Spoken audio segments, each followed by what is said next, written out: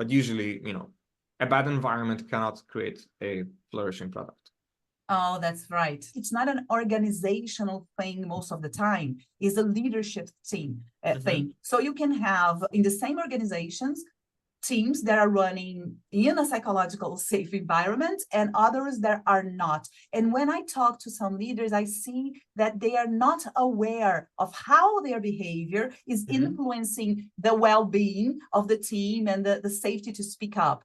So you mentioned in our previous conversation, one thing that I thought was super interesting, the problem about managing up when the leader's stress become the center of the team dynamics and it ends up in silos. It's a typical textbook psychological safety issue, right? But that the leader is generally not aware of.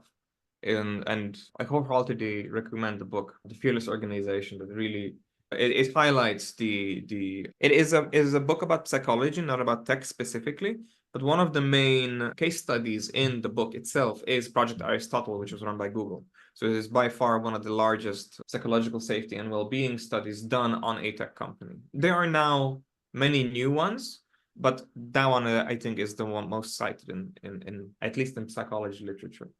So a lack of psychological safety creates an illusion of performance, right? So because it becomes increasingly more difficult to talk about problems and to bring up issues, it creates this illusion that everything is okay.